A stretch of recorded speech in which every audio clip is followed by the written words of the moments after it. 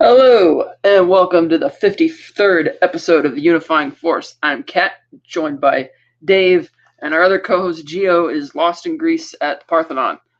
I mean, that was cool. We talked about that the other night on the Ahsoka wrap up deal. Is like that, we sent Geo out to the cradle of civilization on research for the Unifying Force. How appropriate given the Ahsoka finale, but we'll get to that when we review that. If we had a budget for that, if we really did that, wow, Spencer. Oh no, Dave, we totally did that. Remember? Oh yes, that's what we did. Yes, we did.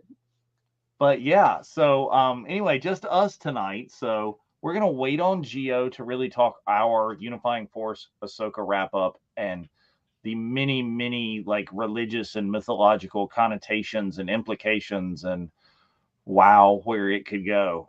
So we're gonna wait for all three of us, but we figured we would tackle a topic tonight. It's right there. Yes. Star Wars questions that should never be answered, which means, of course, we are going to answer them because we're rebels.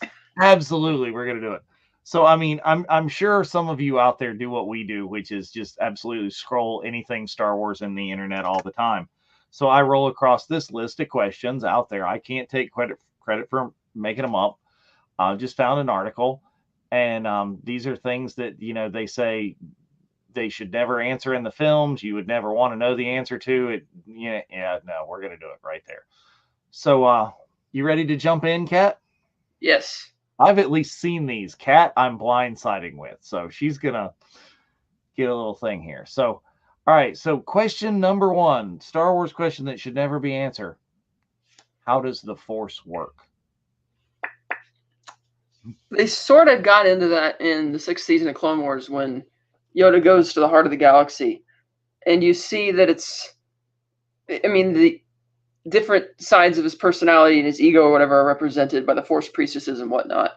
And you see how it's like a harvest center of midichlorians that gets spread through the galaxy, as George has talked about. But as far as, because Obi-Wan Kenobi says that everybody has the Force. Mm-hmm. But is it a question of discipline and technically everybody can unlock it? Or is it a question of some people like Han Solo, because they don't believe in it at all, they're just never going to be able to, tap into it? Like there has to be a level of belief and firm belief and commitment there in order to get access to it. Maybe. But I'm going to interrupt you right there. But I'll argue that maybe that's why Han is an amazing pilot and so ridiculously charismatic that he thinks he can talk his way out of everything. Is that the Force? Is that Force ability? We talked about in an episode before, 2 episodes ago, I think, does everyone have the Force? And, people in the chat and we argued, maybe it is, maybe it's not.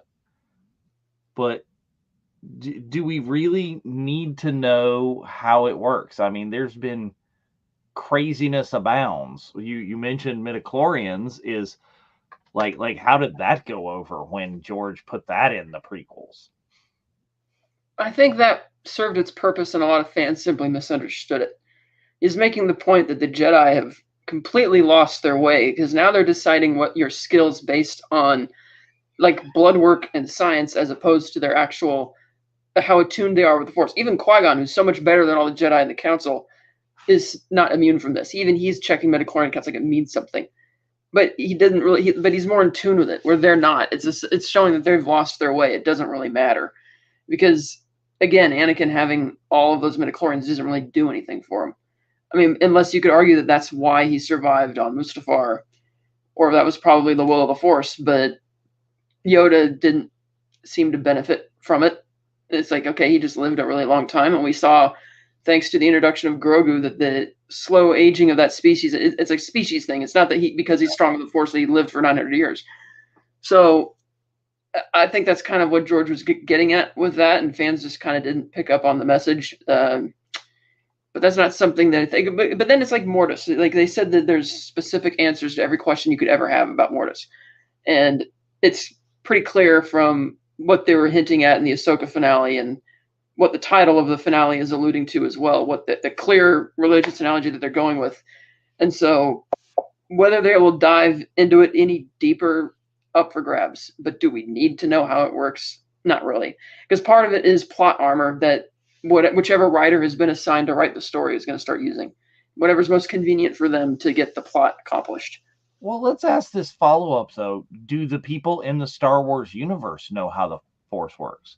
I mean, in the sequels, Han's, Finn's saying, "Oh, well, you use the Force," and Han's like, "That's not how the Force works." And even he was, a non-believer, but did he he'd heard about it. He's like, hokey religions, and so he'd heard about it. He knew about it. The Force is like out there in the Star Wars universe. Do the people there know how it works? And I think the idea in that film specifically is that, in the original trilogy, it's like a hokey religion doesn't exist, whatever. Well, by the time Force Awakens comes along, he's seen this in his own son. Yeah. And he now listens to Luke about getting how this works, and it's not something you just necessarily pick up. It depends on, are you disciplined enough for it? Are you patient, willing to learn? Are you a good student? All that kind of stuff. So the way Finn's just talking about it in a joking manner, oh, we'll just use the Force. And it's like, and Han's like, that's not how it works. Because like Han has never consciously used it either. He says, like when he's talking to Rey and Finn, he says it's all true, all of it. He's accepted that it's true, but he's never acknowledging that he's ever tried to use it to explain why he's such a good pilot. But a lot of people acknowledge him as a really great pilot, whereas Anakin being a great pilot at a young age was attributed to, oh, it must be because of the Force, because humans can't be that good at that young of an age. Jedi reflexes. But then with Luke, granted, he's the son of Anakin, and the Force runs strong within him. In the original movie, his skills in an X-Wing, despite that he's never flown it before, is attributed to the fact that he was a great bush pilot, flying through Beggar's Canyon, through the Needle, which I've done on the Rogue Squadron video game plenty of times. And when you're flying a T-16, how fast that thing goes, it does take quite a bit of skill to get it down. So that wasn't that you could say that's the Force, or maybe it was just him just being really skilled at it. So I think it comes down to also a fourth wall breaking thing of, the writers, whoever's writing it, whatever the needs of the plot are. And now that they're being more comfortable introducing Mortis on a bigger level, and, the world between worlds, which is like this whole other thing. So I don't think we're ever going to. And then the heart of the galaxy. The question is, does the heart of the galaxy have any ties to Mortis? We don't know that yet, because we've only been to the heart of the galaxy one time, and that was in that 3-episode arc, and we haven't been back there and haven't heard about it since then. Do you think we're ever going to find out how the Force works? Because I mean, the article posits that we should never find this out. We should never know. But the Ahsoka finale is really hinting at some deep level origins of the Force kind of things, and that along, where is that going? Along with the alleged movie that we're going to get, which is the Dawn of the Jedi, are they going there? Are they going to kind of show us this? Well, the Jedi are just a religion, and I take it the Mortis gods are also just a religion because, as we know, they were mortal people once. Because even the Father wanted Anakin to take his place, a mortal person who would then be gifted with immortality or whatever, running this place. And one can argue that because all the Mortis gods died in the Clone Wars and nothing seemed to change, that do they actually have an effect on anything, or do they just believe that they do because they have the ability to they're like psychics, if you will, they can see the future and stuff like that?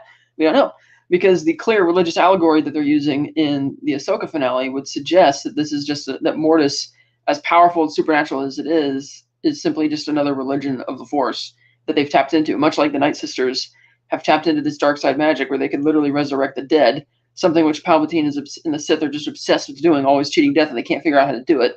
Yeah. Which is another weird question, I guess, from a storytelling perspective. The fact that they know the Night Sister can do this is like, why not try and recruit them and learn that power instead of just, going to them to pick up assassins, Well, that was the kind of thing I was going to ask is like, since now, especially, and it has for a while, but with the Clone Wars, and not everybody acknowledged it, but now they've pushed mainstream space magic is out there. Is the Force space magic, or is the Night Sister deal different? Is space magic, and the Force the Force? Well, I think they're using. It's just, I don't think it's separate from the Force. I think it is the Force. And they didn't explicitly answer the question, but it seems like the witches originated on Peridia. And if Abeloth is there and the darkness and the evil that's there, that could be how they're getting their Force powers and where it originated from, because they depart Peridia and they don't care that Thrawn destroys the temple or the catacombs on their way out, because they have no intention of coming back. They're going to go to Dathomir and go try and relive their glory day, come back or something. So I didn't get the sense that the three mothers on Peridia had ever been to Dathomir, because they're all the way. Because otherwise, if they had gotten there, they would have been able to get back. So it seems to me that if Abeloth and the Mortis analogy that's going on Peridia is true, that could be where the Night Sisters and that magic or that Force ability originated from. And after all, the project, we don't know the whole details, Project Necromancy, the assumption is that it will lead to Exegol. And we know the witches have that power, and we know that from Mandalorian Season 2 that they were already trying to make strand casts of Snoke, which weren't working.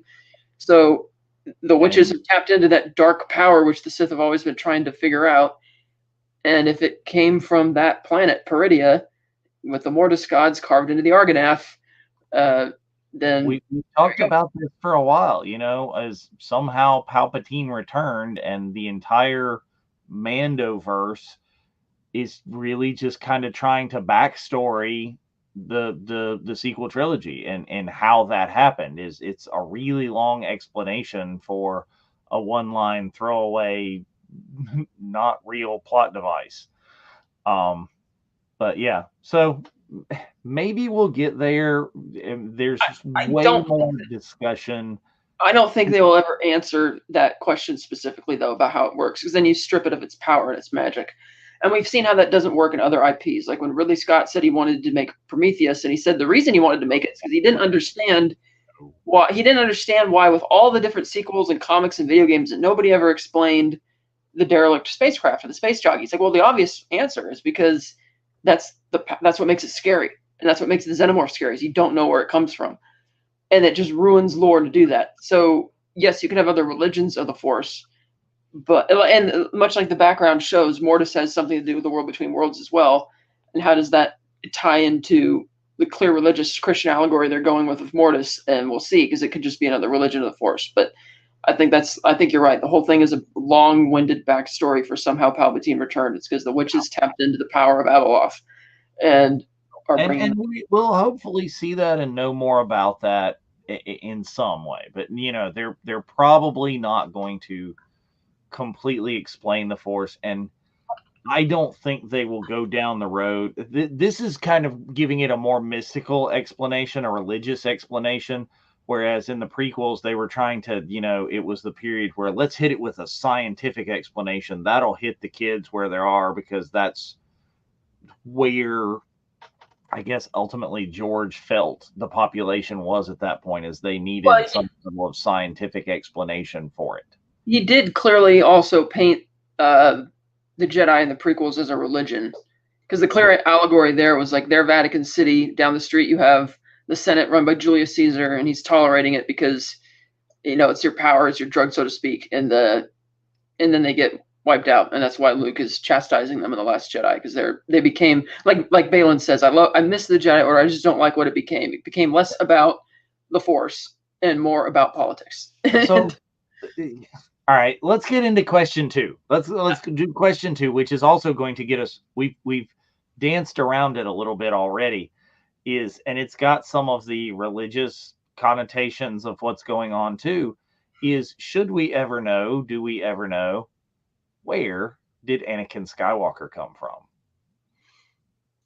So I'll hit that one first. I'll give you a minute to think on that one. So, not canon anymore, or I think it's still canon, but they backpedaled on the explanation. Is there was a comic book that came out a while back about Darth Plagueis and Palpatine, and where it was pretty clear to the vast majority of readers that they said Palpatine influenced the midichlorians to create Anakin in Shimi's womb. Is he boom? Which is literally what Palpatine says when he's telling Anakin the tragedy of Darth Plagueis in Revenge of the Sith. But somebody in canon land, somebody in Lucasfilm somewhere, did not like that and got the writer of this comic to publicly recant and say, oh, that's not what that meant. That was Anakin having like a fever dream or something, that, you know, it's the season of Dallas where it was just a dream when JR got shot. It's really? Like, oh. Is that what happened in Dallas? That was the whole thing. Oh yeah. I thought that was going to be like I thought that was like enough to remember that. But you gotta be kidding. That's the answer to who shot JR. It's a stupid dream. Sorry. Fucking God. JR getting shot was a dream. It never happened. That entire season of Dallas, they retconned, and it never happened. Who the fuck wrote that? So anyway, somebody in Lucas Canon land got the writer of this particular comic to say it was basically the same thing. That was Anakin. That was in Anakin's mind, Palpatine admitting and saying that that happened, that it's not what really happened. It's fucking bad writing. I can't even. Okay, so here's the thing. Palpatine, when he tells that story in episode 3, he's saying, you know, he influenced the midichlorians to create life, but he doesn't specify whose life, because he mentions the irony that he could save others from death but not himself. And it's like, well, was he saving others from death, or was he trying to create life to play God? Succeeding at that, the Force decides, no, you can't do that. And then the Force engineers the events, the prequel trilogy and the sequel and the original trilogy, to bring down the Sith once and for all, because you can't do that. You're crossing a threshold which shouldn't be crossed. Because it's like the witches, when they resurrect people, they're just resurrecting the dead, but they're like zombies. They're not like real people, so to speak. He is actually creating a brand new life, like out of nothing. And it's like the Force is retaliating against that. And it's true, though, I have that comic. The way that it's animated, you could still interpret it as a fever dream if you want. Yeah. But it was leaning more towards this is what was actually going on, and the implication obviously being that the Force retaliated. And that's probably where, as dumb as it sounds, is the root of the whole Rey Palpatine probably came from. Because, oh, well, if Palpatine was originally the father of Anakin, we'll just try and tie that into this by saying Rey. Probably, I wouldn't be surprised. Yeah. But yeah, are they ever going to answer it though? I don't think so. Because again, it goes back to that, you know, very Christian analogy of the virgin birth, that type of thing, and what we've been seeing with the Mortis gods and all of that. That's kind of what they're leaning towards. But I wouldn't be surprised if it was meant to be true, and somebody at Lucasfilm that had to come down from on high, because usually they don't do anything to maintain continuity between the written word and the movies. So why would they come down hard on this unless it was something that they're like, oh, it's like we have to take a hard line on this. Yeah, but I mean, I thought that was a completely reasonable explanation. I don't necessarily buy that it was Palpatine that influenced the midichlorians that did it, that technically Palpatine is Luke's father or whatever. Is it sounded more like, just from the story of Darth Plagueis the Wise, that it would have been like Darth Plagueis that created Anakin. You know? That's I thought that was completely reasonable. And if you're going in that period of time where they're going with the scientific explanations of, oh, it's midichlorians, and oh, this is, you know, space science, not space magic.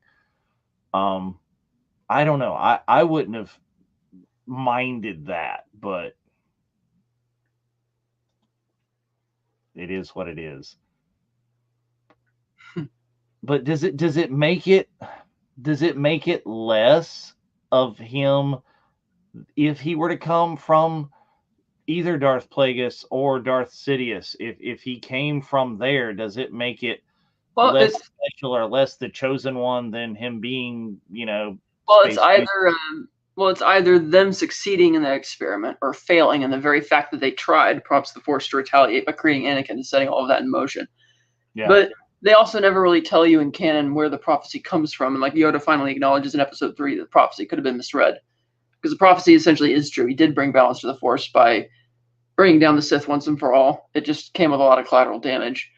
right. And that's, of course, before the sequel trilogy comes along and, sort of mucks it all up. I mean, I think that explanation, even that they failed and this was the will of the Force, is they were trying to create life in this, and Anakin was created by the Force, and that's what ultimately brought them down, and that's why Anakin was how he was. It, again, also, I think either of those is a reasonable explanation, but some of this, I think we're going to get to the fact that the questions are there's an answer to these questions, but the answer to these questions is going to be held back from us in official storytelling. Yeah. Yeah.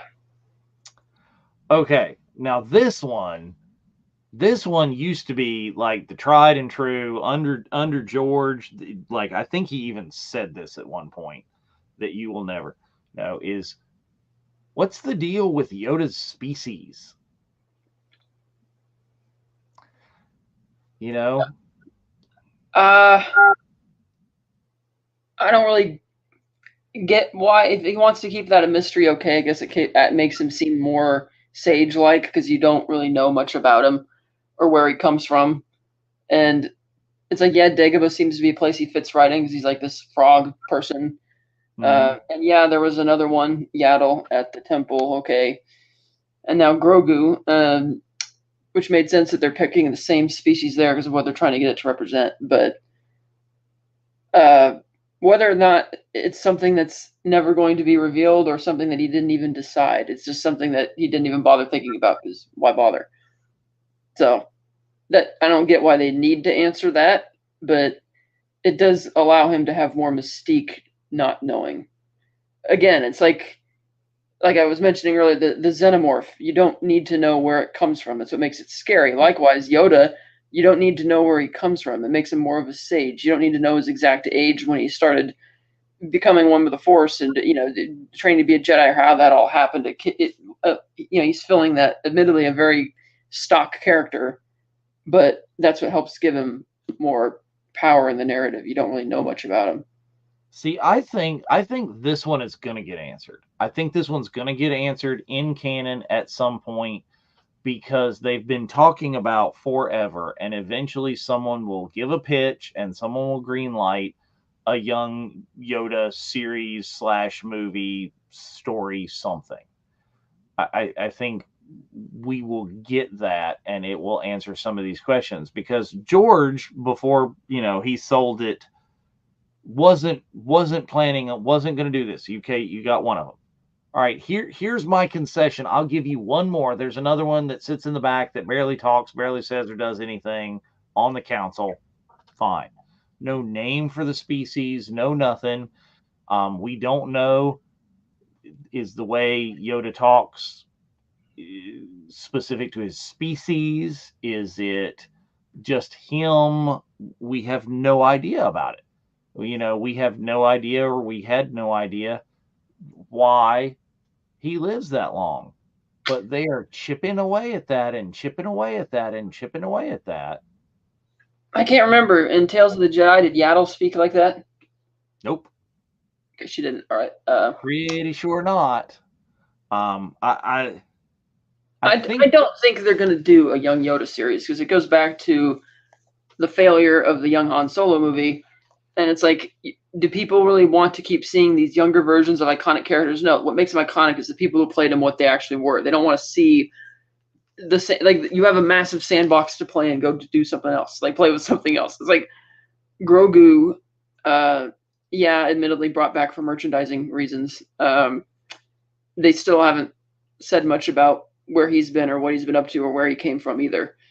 But I don't think there's a coincidence that he's born the same year that Anakin was. And that might have an extra meaning of something of whatever that character goes. But they might answer it, they might not. Not in George's lifetime, I wouldn't think, unless they just want to piss him off. Well, they've done that enough already. So I think they've done plenty of that. And I mean, he keeps coming back to the sets and going on set tours and stuff, but I don't know. I don't think they should bother answering it. Let Yoda be Mystique. Not everything needs to be. Like, for instance, I saw a trailer for a young Willy Wonka movie that is apparently coming out, and I'm like, part of the wonders of Willy Wonka as a character is there's a lot of mystery there. Wow.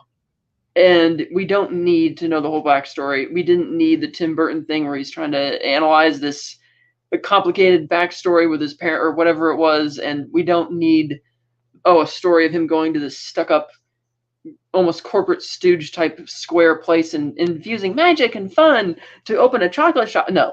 It's like, I don't care if you got Timothy Chalamet playing the role. No. Like that, we don't need that. Nobody's asking for that. And so you don't need to explain Yoda like that. I'm telling you, before I would have believed you. To quote Roger Ebert when he saw Ridley Scott's Ridley Scott, his Robin Hood movie, he wrote in his review, because that was an origin story of how he basically became Robin Hood, and he wrote, slowly and slowly, bit by bit, all the magic is being stripped away from movies and the stories we love. And that's basically what that is. So no, I don't think we need that for Yoda. And if they do it, and then again, they're barking up the wrong tree. It's like, you got a huge sandbox, go play in another corner. Don't do that. So I'll say, I agree that I don't think we need it. I think we'll get it. I would have said no, and I would have said I believed you, and they were never going to do it.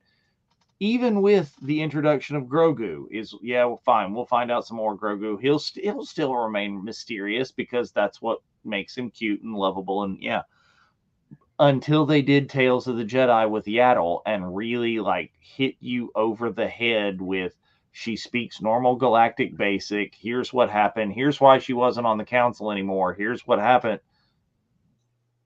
That was a lot. And in kind of like a throwaway thing like Tales of the Jedi, this wasn't a major movie. It wasn't part of an ongoing series. It's like a very short, limited run. Here's Yaddle. Here's the other member of Yoda's species that we know about, and here's what happens to her.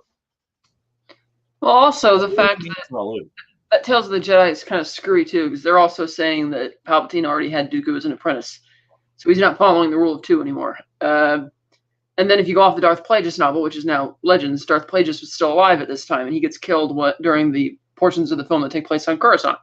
So now there's 4 of them. It's like, well, maybe it didn't. Maybe other people who read a little bit more of the literature than I do were not surprised. But how recently, compared to the prequel trilogy, that Dooku was still a Jedi? I mean, he was still in the temple, right before all that crap. Well, no, because like it said in Episode 2, which takes place 10 years after Episode 1, Dooku left the Order 10 years ago. So right around the time that Episode 1 was happening. But just because he left doesn't mean he became a Sith at that moment, because he started a political movement. Yeah. Because he was in the old Legends continuity or whatever. It's that he came into an inheritance, a massive inheritance, which is going to allow him to have a lot more political influence, and that's why he left when he did, because he was already fed up with the place for a while. And that it was because he was doing this that caught Sidious's eyes, like, okay, this is the guy I'm going to need to engineer the next portion of the plan. Well, and a lot of that they explore some of that in Dooku Jedi Lost.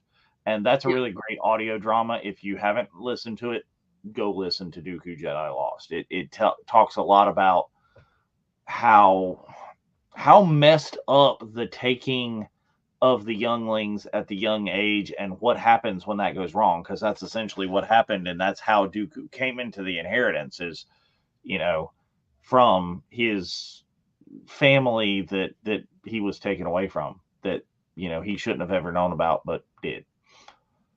We're just spoilers for everything on this episode. It's like, yeah. All right, so here's another one. This one I suspect that you're going to have an extraordinarily quick answer to, and I kind of do too, I think. So question 4 that you should never ever answer: why are all the planets one biome?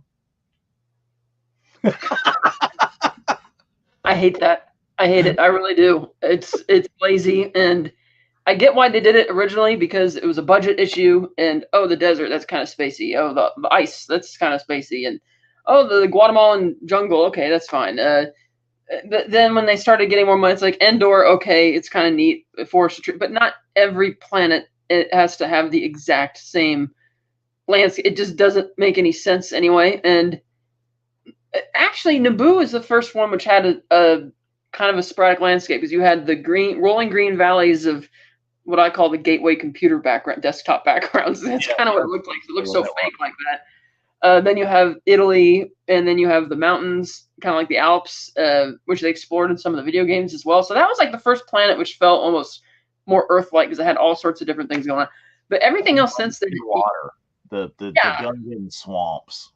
And now in the latest in the Mandoverse, it's like, well, with the volume, you can make it look like whatever you want. Why is everything the same environment again on all these planets? And in the sequel trilogy, it's the same thing. Oh, and it's because they go back to Tatooine every other day.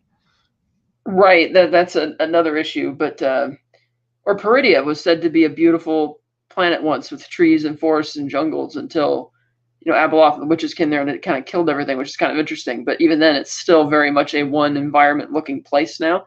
And yeah, I get there's some planets in the solar system like that, like Mars, but Mars is a dead planet, and that's why. But Star Wars obviously doesn't follow actual science, so it doesn't obey the Goldilocks principle. So the things like the polar vortexes don't come into play in terms of the different seasons and or stuff like that.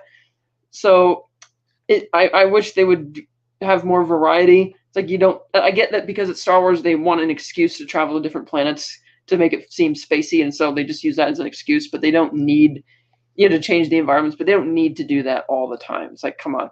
Plus, another thing I think they need is planets that are like Felucia, which genuinely looks like an alien landscape, like with these huge, like neon tie-dye plants that look like they can eat you or are probably alive. It's like, or Umbara, which has that really weird ultraviolet, dark, like glow in the dark type colors of plant life and stuff at night. It's like, why aren't we seeing more spacey type environments as well? And instead, everything is, like you said, the single biome. And it's just, I get it. It's kind of become a staple in the franchise now, but or Utapau was slightly different, but you don't get to see much of the surface. You just get to see the sinkholes.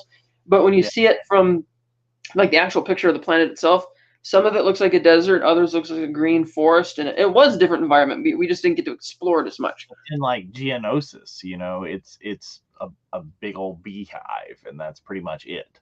Yeah, it's like Mars in a sense. It's red, red desert with canyons and stalactites of the bug where all the bugs live and that kind of thing. But and then absolutely every city like is either pristine, like original Coruscant, or Blade Runner gritty 2000s Tokyo. Now, Alderaan, I think, was a planet that had all sorts of different environments on it, the way it's always described by people. And I do like the idea how they keep going back into canon and doing that to try and make it seem like this massive genocidal event, and how this massive cultural center was gone. And the few bits on Alderaan we've actually seen does have some wildly different environments, but barely any of the story takes place there for it to really count too much. Yeah, you see a touch of that in Kenobi. Is Leia escapes the palace and she's going through. Right. You see a little bit of that, but it's right. Is when they go to a planet, they don't go from one to the other. I really think you may have hit on to something, that Naboo is really the only one that they explore vastly different sections of. Yeah. Somebody correct us in the chat. Comment on this thing. let us know if and I don't care if it's legends, I don't care if it's comics, I don't care. I think it's probably a little bit more in the literature, but in stuff that has appeared on screen, like Lethal. Lethal is not as big, vast, open fields of grain or whatnot, or Yeah, dirt and sand and grain. And yeah. I think the planet that I always forget the name, the other Endor moon from Rise of Skywalker, where the Death Star landed, where you have Oh these grassy fields and cliff sides and mountains, and but on the coast there might have been some more environments there. I'm not sure, but for the most part, it's just it's the kind of the same. Hell, even Starkiller Base had a little bit of a changed environment between the forest and the snowy tundras a bit. yeah. Moth didn't even have trees. It was just, and I get it because they filmed in Norway, so it's like they Right. just went out into the tundra and shot that. But yeah, as far as the original question, why is it? I think it just was initially a budget issue, and now it's just become tradition, so they just keep it that way. Okay. I think you just answered the next question. You totally answered the next question. So how come the technology doesn't ever get updated? Like in terms of Like the fact that every screen you see is like Pong from 1977. oh right, well if it's the Rebel Alliance, it's because they're underfunded. Same with the Resistance; they're using old tech cobbled together or whatnot. Uh, yeah, the Empire does the same thing. I guess maybe they're more pragmatic. I don't know. It's just laziness or it's nostalgia. It's a total fourth wall breaking thing that's not in universe logic. It's the nostalgia of seeing that original stuff that Dan O'Bannon made for the original Star Wars with the screens of the trench on the little, like you said, on like a Pong thing, and it's just that nostalgia, and they're keeping it around for that purpose, and because it's so instantly recognizably Star Wars. But I mean, certain things have changed, like it used to be like when Akbar shows the hologram of Endor and the second Death Star, it's like being projected from the table. Well, Yeah. now in like Force Awakens, when they project the portion of the map, like Han and everybody can walk right through it. Yeah. And some of that stuff changes, but for the most part, it's nostalgia. And then and if you get down into the nitty gritty of it, a lot of the basic text doesn't really make sense. Like why is it that this if the Millennium Falcon is such an exceptionally good ship that can do all of these things, why don't we see more of them populating the background in the Star Wars galaxy? I think the only time we ever saw another one was in episode 2 when one is at Naboo in one of the lower docking bays when Anakin and Padme are arriving In a number of places. There's some docked on like in Mando, there's some docked here and there. You see a YT like style freighter here and there, and that of course leads immediately everybody to say, "Oh, that's the Millennium Falcon." Like, there's more than one of those. But yeah, and then the logic for hyperdrives and what ships have them and why some are bigger or more effective than others, and the idea that you have the different size hyperspace rings that could jump between galaxies. Why does the Death Star have an exhaust port? With it's like okay. Well, that was retconned in Rogue One. Come on, man. That was a purposeful design flaw. Well, I meant in terms of having that type of exhaust port at all, but okay, yeah, that's true. But yeah, the logic isn't always going to be there. Or like they never did answer, like why was there a lone TIE fighter flying in the midst of Alderaan on its way back to the Death Star, and how does it get that far out there because it's so ridiculously far away? But you can do all sorts of things with that. It's just the tech. I think primarily it comes down to nostalgia and brand, recognizing the brand immediately. Yeah. Seeing And that I like that part. I really enjoyed some they of did the it in the prequels, because the prequels you see how the Clone Wars technology evolves into what the Empire, like troop transports becoming Star Destroyers and clone troopers to stormtroopers, and you can see there is a somewhat of a shift in technology. right, and you see that they're using walkers because wheels aren't. That was one of the weird things in Mando, in when they were doing the one where they go into it and they're carrying all the explosive stuff as they're in a giant transport with wheels. It's like, what? But I really enjoyed in, like, I think Book of Boba Fett, they've gone back to that same kind of thing. The Major Domo's like tablety whatever thing is like Timco football or something like that. Or like how the Imperial walkers from Empire Strikes Back were improved upon after the Battle of Hoth in Last Jedi, where they're now like these guerrilla walkers, so you can't trip them and knock them over. Yeah. Or one of my favorite vehicles, you only get to see it once, is in Revenge of the Sith when the Republic turns the tide of the Battle of Kashyyyk, and you see this massive vehicle with these huge tires that are like armored tires that you can't pop, that is just rolling over the beaches and the ground, just plummeting everything. Like, it's awesome, as whatever that vehicle is. But yeah, so that some of the tech evolves. A lot of it in the original, like if it's the Resistance, it was deliberately copying, the original trilogies. That's what they were doing. I think there's varied tech, and some of the tech can update. So I think this is a question for those that are like watch limited. Okay, if you just watch the Resistance and you just pay attention to the little screens and things that they bring up, you're going to have 70s dot matrix displays.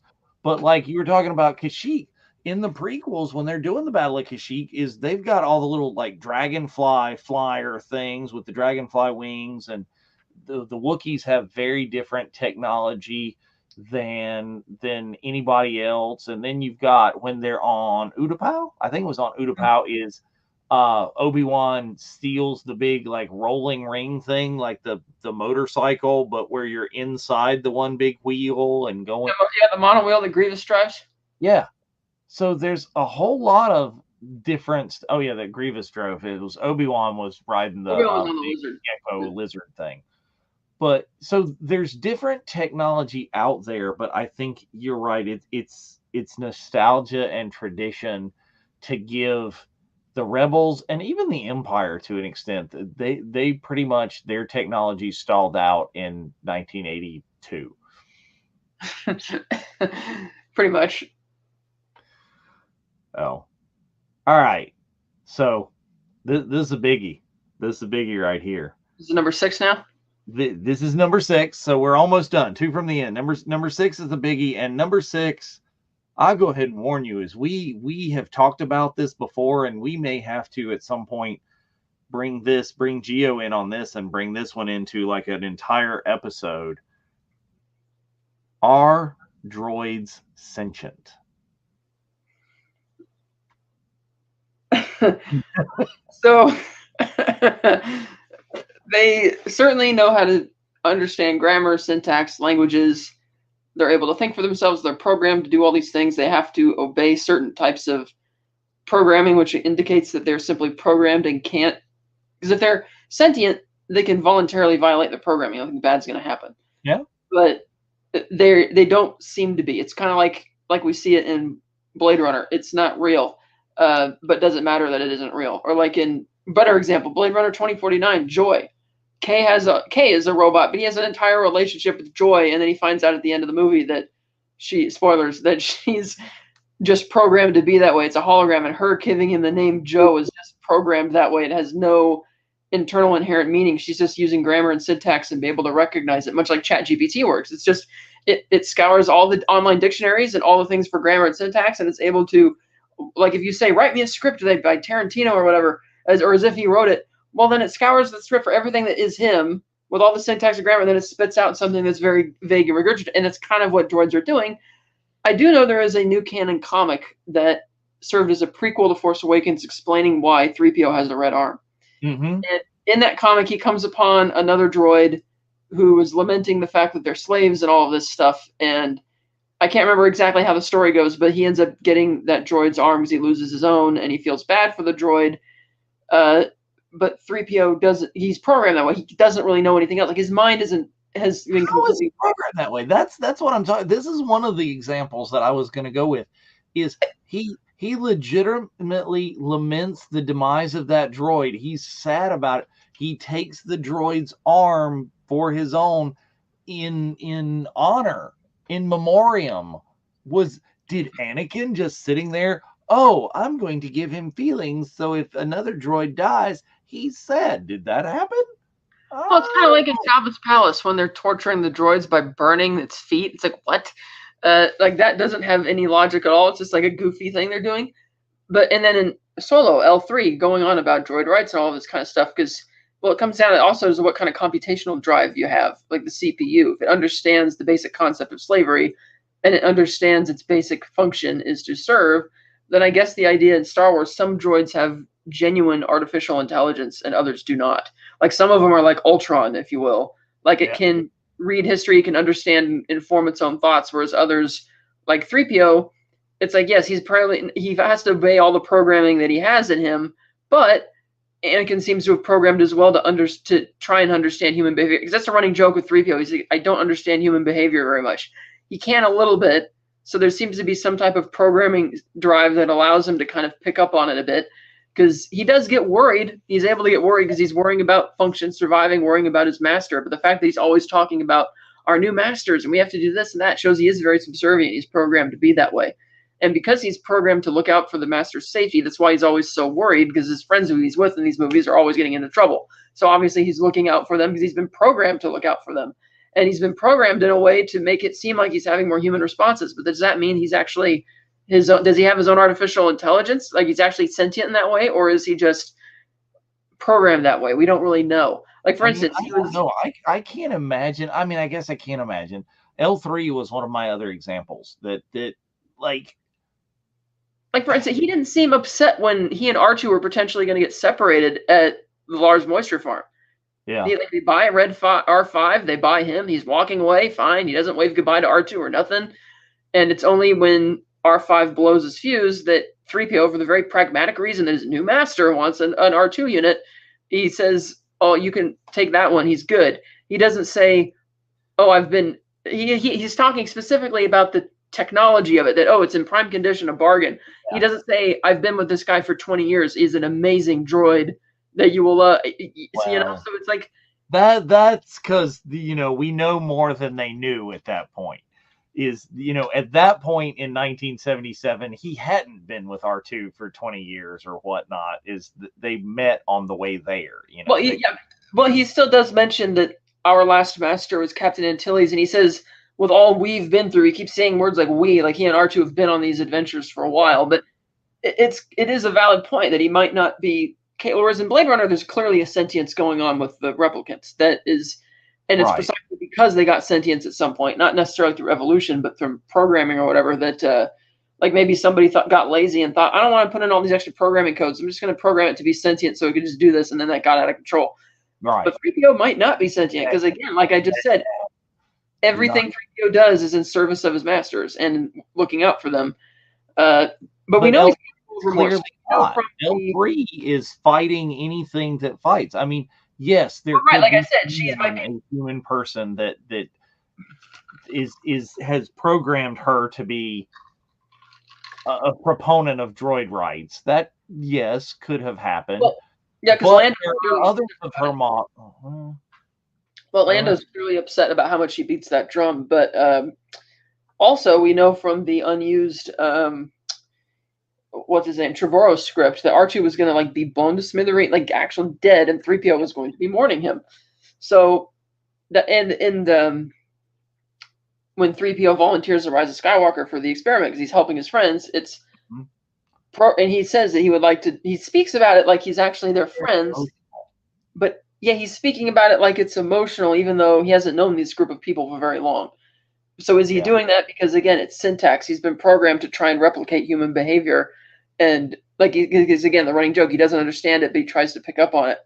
So, and then R2 goes out of his way to save him because R2, I think that's even better examples that R2-D2, yeah, we kind of dismiss him a lot because he doesn't seem as human, but he expresses human type emotions all the time. Like when 3PO tells him to buzz off in the desert, and he's kind of upset, and we know what the type of sounds he makes when which again, he's not doing to please anybody else. They're alone, but he's expressing his own fears or what's going on. And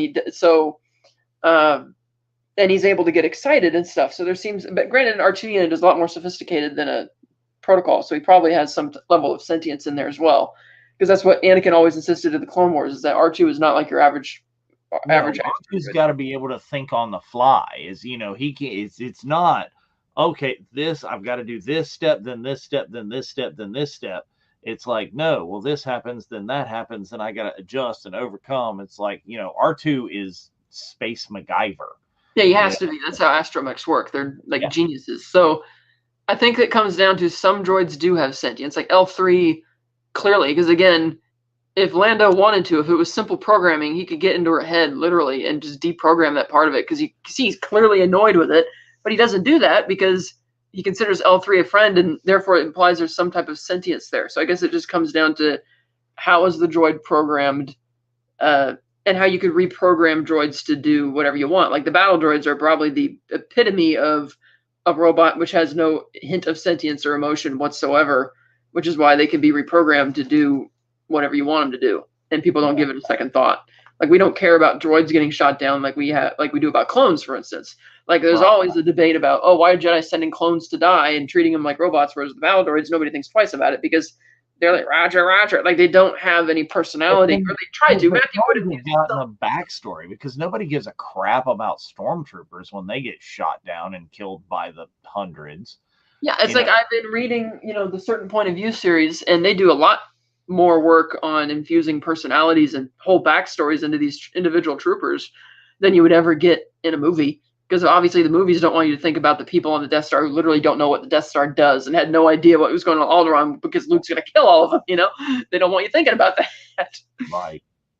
So yeah, I think with the droids it goes either way. Just depends on the program. And I think it's because Star Wars, that we have talked many, many times on this show, pulls from many, many different sources. And there are many droids, many examples of droids that have been pulled from other things. I mean, or the flip side, many droids that have kind of inspired other droids. I mean, I would compare 3PO almost to like Data from Star Trek The Next Generation.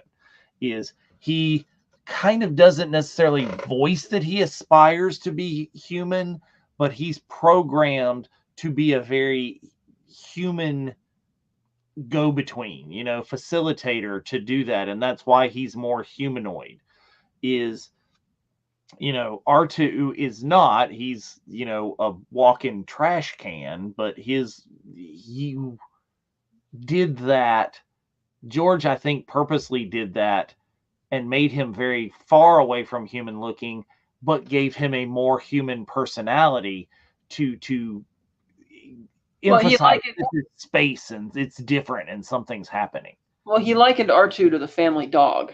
Like even though Chewie was literally based on his dog, it's like R2 is more of a family dog, and 3PO being like the butler. And while people joke about it all the time, like why is he programmed not to impersonate a deity in Return of the Jedi? Why is he programmed not to read Sith writing in Rise of Skywalker? Well, it's because Anakin's just cobbling together pieces that he can find in Tatooine, pieces which came from who knows where.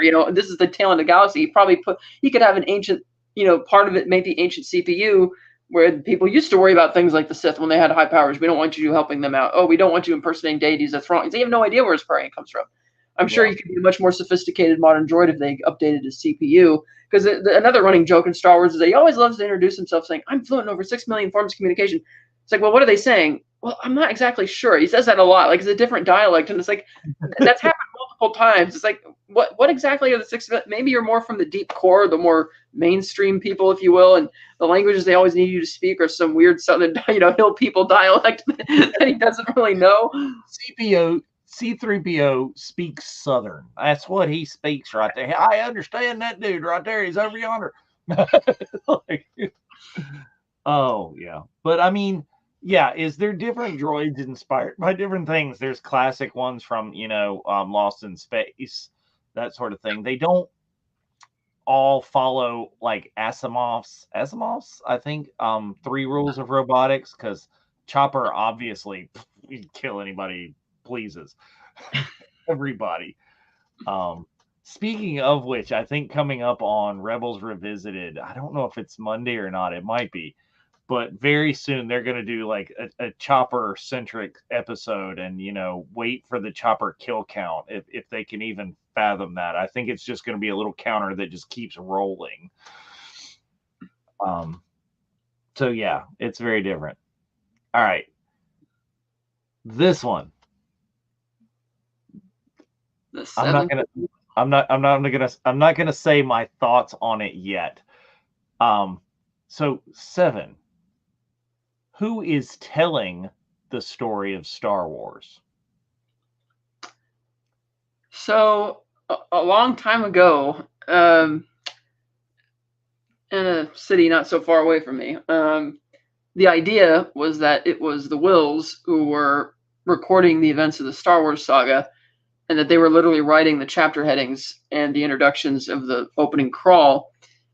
And that got abandoned at some point before the camera started rolling, and then they brought the name back in Rogue One, calling the Guardians of the Kyber Crystal Temple the Keeper of the Wills, or the Guardians of the Wills. But why Kyber Crystals would be called the Wills, I'm guessing it's because the Kyber Crystals have their own kind of spirit in them, because they call to their Jedi or the Sith who are coming for them.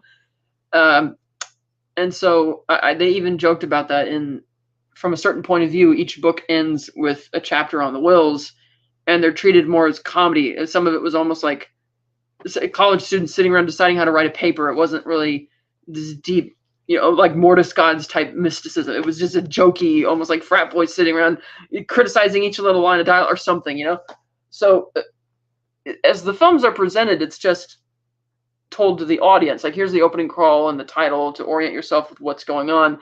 But then it's not really telling the story to anybody per se.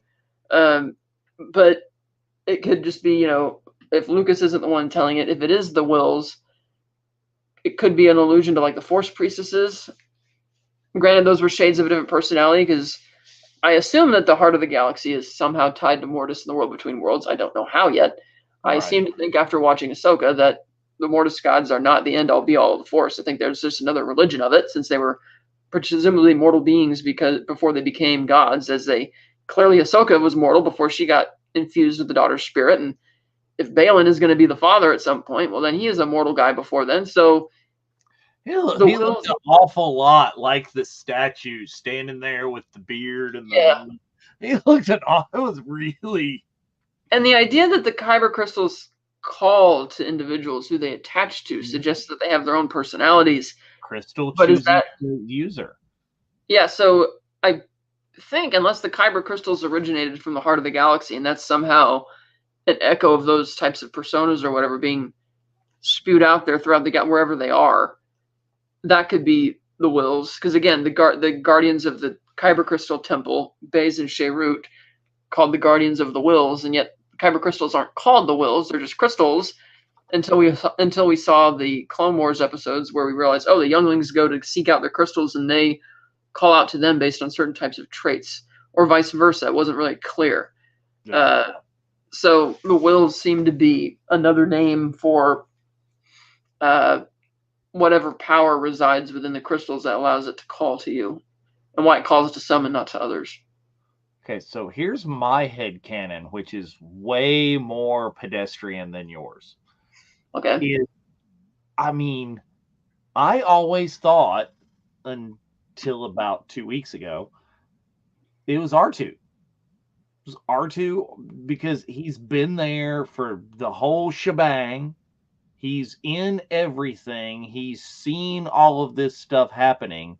He is like the through line of the Star Wars trilogy, or the trilogy of trilogies. He's the saga. He's there.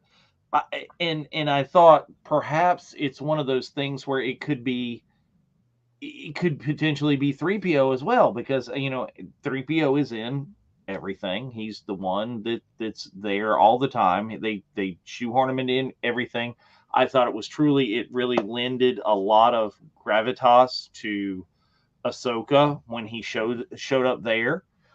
Anthony Daniels, no less, 3PO, shows up there. And I picture the story of the Star Wars being told like 3PO is telling the story in Return of the Jedi to the Ewoks. He's sitting there around the fire. He's go, Luke Skywalker, the X-Wing, that's my headcanon. His memory is only 23 years old at that time, though, because they wiped his memory after the prequels. Right. It's very true. So they're there. But again, that doesn't affect what happened 2 weeks ago when Hu Yang said the thing. Immediately, when he is, as they've alluded to how old he is and how many tens of thousands of years since he's been activated. He's been 25,000 years, I think it is. Yeah. He's been there for every Jedi that created a lightsaber, and his memory, to our knowledge so far, has not been wiped. He remembers all of them, and he said the thing. He went and he was talking about the stories that he says, and he says, a long, long time ago in a galaxy far, far away. It's like, that's who is telling the whole deal. I don't know. Maybe, depending. Yeah, we'll see where he ends up. It could be a story, and the story of Star Wars is a story being told to younglings. It is, after all, it was a movie made for children. It's I don't know. Again, that's my head canon. I'm going with it. It's like, I think it's the person who's the oldest and been around the longest and just passing that along. Now that you brought that up, what was it he was presumably he was going to tell her? He was just telling her one of the stories that he would tell to the younglings at the Jedi Temple, I believe. That's what they were talking about. And he's like, do you want to hear one of the stories? And she's like, not really. But so it could be one of those legends about how the galaxy even was created. I think they're referring more to, in a galaxy far, far away, not like from our galaxy to the Star Wars galaxy. They're kind of referencing there from the Star Wars galaxy to the galaxy they're traveling to where the Purgles are taking them, to where presumably, since we now know that the Mortis, or the entrance to Mortis, may well be in that galaxy, and that's where the Star Wars galaxy may have been seeded from and started. So he's presumably telling the story of that galaxy, which eventually came to their galaxy, the Star Wars galaxy. And so he's got the whole thing down. He may end up staying in that neighboring galaxy, and so when he starts telling the story a long time ago in a galaxy far, far away, by then it refers to Star Wars galaxy at that point. And when they went there, it's clearly another analogy for Jonah. Yeah. And we know how that story turned out. So. Yep. But again, we're not talking about that this time. I do wonder if they're going to bring the Wills back into it at some point, or how they're going to tie that in. But we'll see. I don't know if they can anymore after they just kind of threw that name out there in Rogue One, or they'll have to retcon that. Because it's like, I don't know why the story group. I mean, granted, they don't listen to the story group all the time. That's a deep enough of a cut that sounds like something that came from the story group, and it's like, well, why would that be? Because I don't think they've ever answered the origin of kyber crystals themselves, right? They're just. I don't know. Not in anything that I have read, but Mike could maybe tell us some. There may be some literature or something that tells us a little bit more, either of philosophical, religious, fantasy explanation, or a scientific one. Because it'd be one thing if at the heart of the galaxy, if that's where all the crystals came from, and there was like a big bang, if you will, that spread that throughout the universe. And it didn't really spread it that much because they were all right. But the thing that's also weird about the heart of the galaxy is that it's not really, because again, you find out that the Force priestesses aren't like individual beings. They're reflections of your different sides of your personality, like happiness, sadness, anger, confusion, anxiety. And so, and then the Yoda facing his own id, his own alter ego self. And so if that's what the Force is able to do, it's like the world shapes itself to how whoever it is that's walking amongst there, so to speak. And it's like, if that's the kind of powers it's imbued on, and maybe because, like, as we saw when the children were looking for their kyber crystals, the specific emotions that the children were experiencing is what allowed the crystals to call to them, or vice versa, or they were called to it. Begging the question, is the crystal not really sentient? It's just because the child's reaching to it and there's some element of the Force that makes that connection. So that's another whole fascinating thing. But it seems like Huang may be the one telling the stories. So we'll see. That's my new headcanon. That's where it is. I love to still picture, because I would have loved it if that whole episode could have just been him telling the story.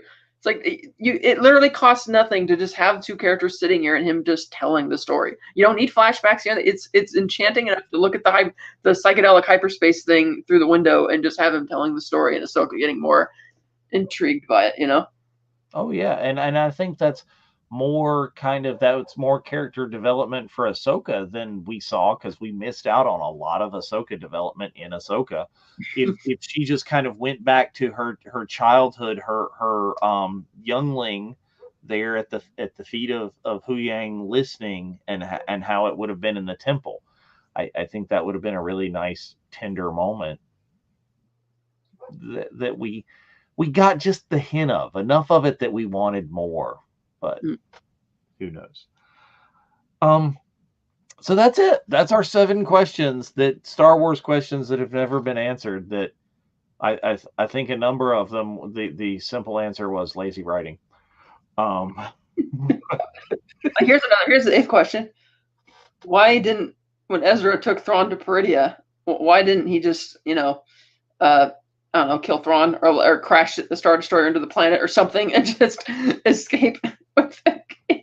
Why has he been hanging out in the hills with the turtle people instead of actually doing something about Thrawn? Yeah. I don't know. There's so many questions that you could ask about that. Is why won't you take a lightsaber in one episode, and then the next episode, what do? Build a lightsaber.